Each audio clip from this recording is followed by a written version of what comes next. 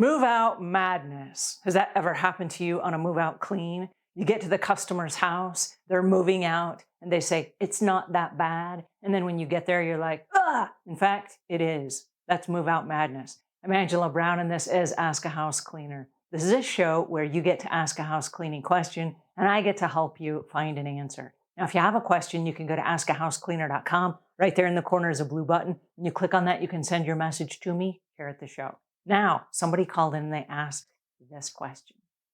Hi, Angela. Thank you so much for everything you do. I have a regular customer who is a realtor.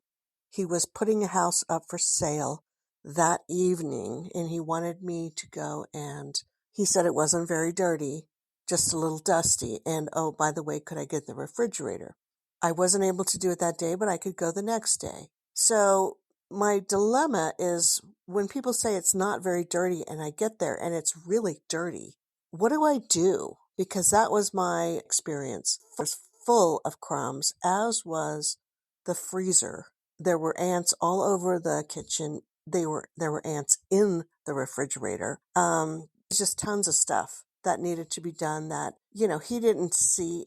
I'm not exactly sure how to say it, but, I get cranky. I get cranky because my definitions are not their definitions. I should have done a walkthrough. It wasn't possible due to the time constraints and also the location.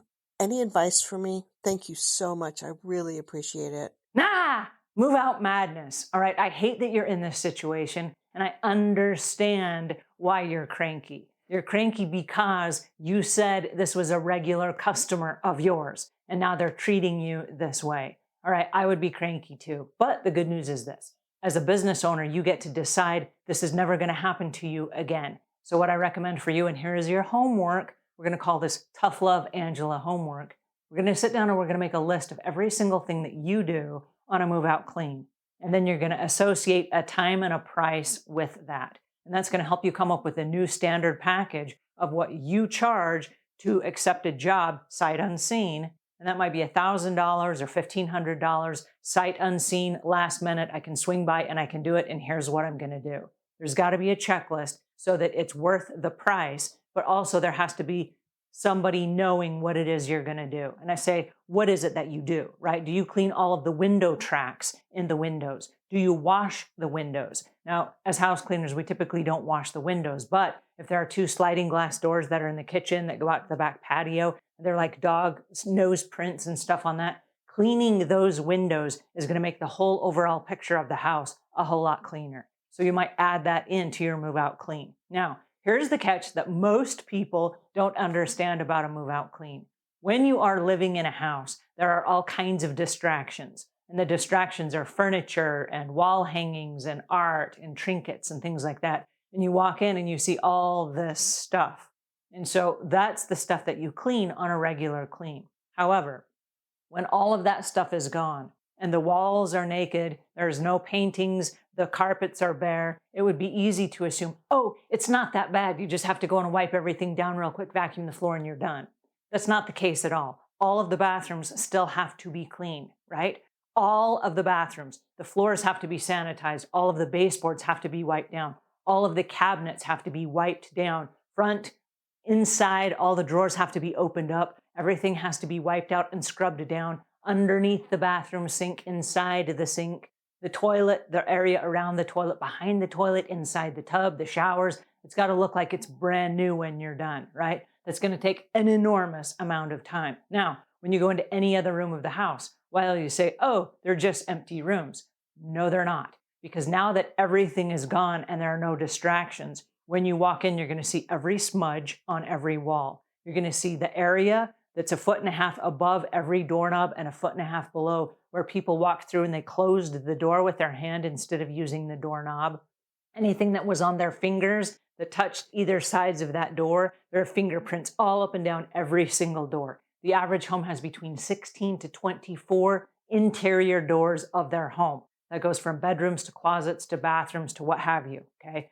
All of those have to be wiped down from top to bottom, dusted, all the little corners of all the 6-panel doors. That all has to be cleaned. And so now you're talking extra hours. It's not just like vacuum wipe down and you're gone. It's like now you have a lot of extra work. Now, I don't know about the houses that you're cleaning, but the house that I live in, every single window and every single door has molding around it. There's crown molding and there's baseboards or skirting boards around the bottoms of the floor. There's wainscoting where there's like decorative molding in the middles of the walls. All of that has to be dusted. And if there are any smudges or scuff marks, those all have to be wiped down and scrubbed. So there's a lot of extra work. Then you're talking about where furniture has gone and now it's been removed. And so the carpet is like dirty, but now there are sections of the carpet that are cleaner. We have to try to match that. Even if we're just vacuuming, we have to try to clean all of that and use crevice tools around the edges of the carpet where the carpet meets the wall. We got to do all kinds of scrubbing and all that stuff. And that doesn't even count the kitchen. When you get to the kitchen and you have to clean out the fridge, there's all kinds of stuff in the kitchen that we have to do, from opening every drawer, every cupboard, wiping down every shelf, wiping down the doors, sanitizing and wiping down the door handles and getting off any of the gunk that's on the knobs on the cabinets. There's just all kinds of extra work, and that doesn't count all the interiors of all of the appliances. So when you talk about cleaning out the garbage disposal and the dishwasher and the oven and the microwave and the refrigerator and defrosting the freezer, and oh no, there are ants in the fridge. I mean, there's a lot of stuff to do, and that doesn't even count the laundry room. We know that once we move out a washing machine and dryer, there's going to be lint and dust, probably a sock or two, maybe a pair of panties. There's going to be some gunk underneath there, maybe some dead bugs. There's always a lot of stuff we did not expect.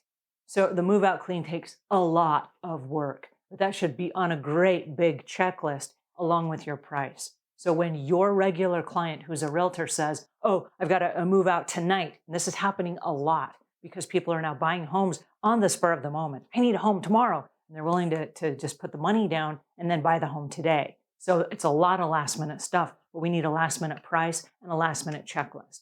This is what you get in exchange for your money. And then find out right up front who's paying for this. Is this going to be the old homeowner? Is this going to be the new homeowner? Or are you, the realtor, throwing this in as a special bargain that you're including as part of your price? I don't know. But you need to find that out, and then you need to determine this is going to be my going rate from here on out. So at the last minute, if you throw a house on me, I'm happy to do it, but my going rate is going to be $1,000 to start, plus extra time it might take. Or it might be $1,500 or whatever the size of the house is, where it's a fair price to you. So don't ever let this happen to you again because you're unarmed with a package that has a baseline and it has a checklist. And that way he doesn't think, oh, it's just there's not a whole lot to this, because he doesn't understand your business the way that you do. You don't understand his business the way he does either. And so don't let this make you cranky. Don't let it make you sad. Have it make you informed, so that moving forward, this never happens again. And now you are the go-to premier cleaner when there's a last minute cleaning, because everyone knows that they've got to budget that, and he can seamlessly work that into his price if he knows that's what you charge.